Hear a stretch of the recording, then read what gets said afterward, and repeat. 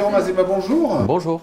Eh bien, on s'était vu il y a quelques temps, ou il y a peut-être un mois ou deux, enfin 2 mois, même voire 3 mois, à l'époque où vous démarriez un travail sur la marche pour l'Europe, en C'est ça. marche. Donc aujourd'hui, cette grande marche est terminée et il est temps de faire le point au niveau national et sur l'Ariège. C'est ça. Alors donc c'est quoi la Grande Marche pour l'Europe? Ça a été 5 semaines de mobilisation partout en France. Alors les premiers résultats de mobilisation sont au-delà de ce qu'on espérait. On visait 100 000 portes frappées, on a frappé à 230 000 portes et on a 80 000 questionnaires. Un questionnaire, c'est environ 9-10 minutes de discussion, des questions ouvertes sur l'Europe. Et au niveau ariégeois, on est à 2300 portes frappées, ce qui est quand même une grosse mobilisation. Donc en quantité de résultats, on est très satisfait. Ça va nous donner beaucoup d'informations sur ce que pense la population de l'Europe, comment est-ce qu'on peut la refonder. Alors il y a trois... Est-ce qu'il y a déjà des résultats sur la... Oui, alors que pensent les Ariégeois de l'Europe? Est-ce que c'est utile, pas utile? Est-ce qu'il faut sortir de l'euro? Enfin, c'est des questions comme ça que vous avez posées? Oui, alors on a posé des questions du style qu'est-ce qui selon vous marche en Europe, qu'est-ce qui ne marche pas, et ensuite des questions plus spécifiques à l'Europe, mais on n'était pas là pour essayer de convaincre la population que l'Europe c'était intéressant, nécessaire et bien. Mais ce qui ressort, c'est 3 sujets fondamentaux déjà. Ensuite, les questions ouvertes, on est en train de les analyser, ça prendra du temps.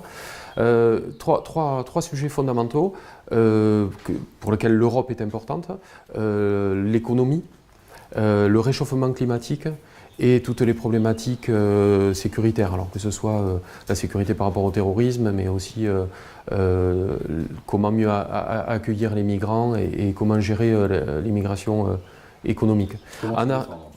En Ariège en particulier, se rajoute un sujet lié à l'agriculture, une agriculture plus raisonnée qui ressort très nettement.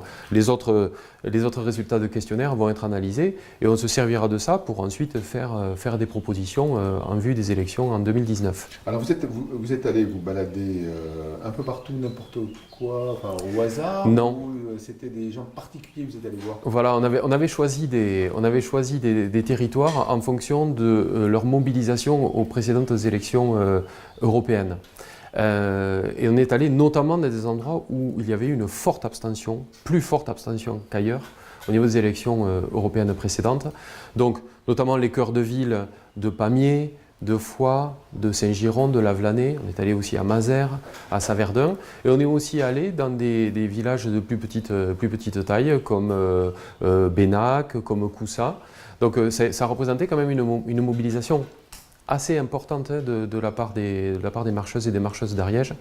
Et je profite de cette occasion pour les remercier d'ailleurs de s'être mobilisés pendant 5 semaines. Alors vous avez dit que vous avez ouvert 2300 portes. Est-ce qu'il y en a qui se sont refermées? Est-ce que vous avez été chassé à coups de fusil parce que les gens n'étaient pas d'accord avec déjà En Marche ou l'Ours ou voilà, il y a toujours des grincheux un peu partout. Est-ce que ça a été le cas? Non, disons qu'on pouvait imaginer, craindre un accueil un peu froid, etc. Mais ça n'a pas été le cas. Et là, on est tout à fait dans les statistiques nationales.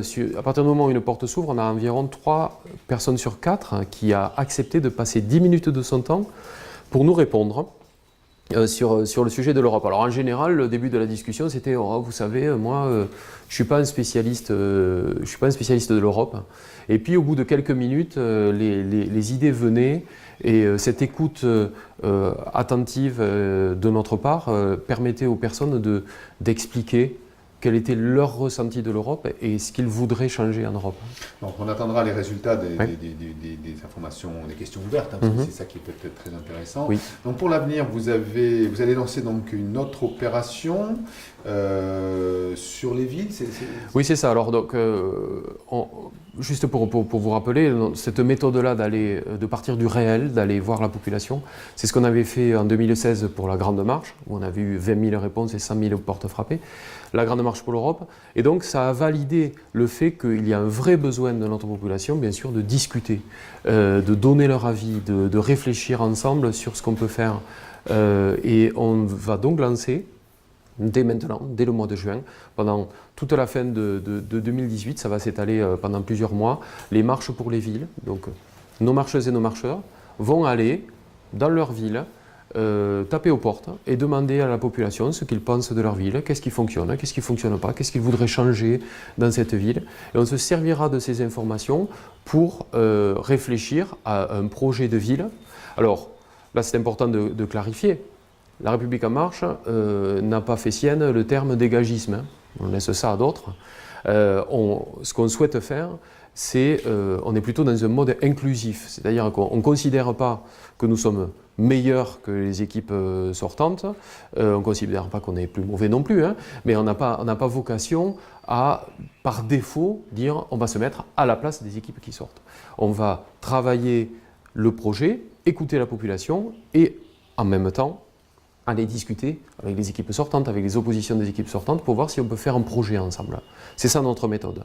Et on sera prêt pour être présent partout, en combinaison avec d'autres ou seulement la République en marche, dans la plupart des villes d'Ariège. Alors en termes de méthode, on parlait des 2300 portes qui avaient été ouvertes pour l'Europe, essentiellement des gens qui n'avaient pas voté pour les dernières européennes. Est-ce que la méthode est la même pour les villes? Est-ce que c'est les abstentionnistes que vous ciblez Non, là pour les villes, on va essayer d'être le plus exhaustif possible. C'est-à-dire qu'on va aller dans tous les quartiers. C'est pour ça que ça s'étale sur plusieurs mois, non pas 5 semaines, mais plutôt les 6 derniers mois de l'année. On va aller voir un maximum de personnes, on va prendre du temps, on va revenir pour essayer de recueillir un maximum d'informations, tous azimuts, dans tous les quartiers. D'ailleurs, les problématiques d'un quartier, d'une ville ne sont pas nécessairement les mêmes que ceux d'un autre quartier. Donc ça, c'est aussi important de savoir ce que pense la population. Si je prends l'exemple de fois que je connais bien, du côté du quartier de la Barre ou du cœur de ville, c'est peut-être pas les mêmes problématiques. C'est la population qui va nous le dire. Vous irez dans les villages ou vous allez vous concentrer sur les plus grosses villes d'Ariège? Alors pour l'instant, on se concentre sur les grosses villes, là où nous avons les comités les plus actifs. Les discussions dans les villages se font, c'est ce que je fais moi, avec les élus, les équipes en place, pour savoir et construire ensemble un projet de communauté de communes dans ce cas-là.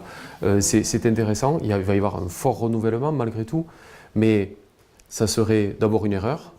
Et ensuite illusoire de dire qu'on va aller remplacer les maires des petites communes qui en général font un super boulot. Le problème qu'il y a plutôt, c'est de trouver des personnes qui veulent participer aux équipes municipales. Et là, peut-être qu'on a notre mot à jouer en amenant des personnes de la société civile qui ne se sont pas engagées et à les faire s'engager pour la collectivité. Susciter des vocations. Susciter des vocations.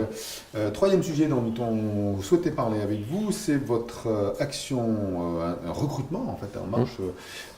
Occitanie recrute 1000 talents. Alors qu'est-ce que ça veut dire exactement? C'est cohérent avec ce qu'on disait juste avant.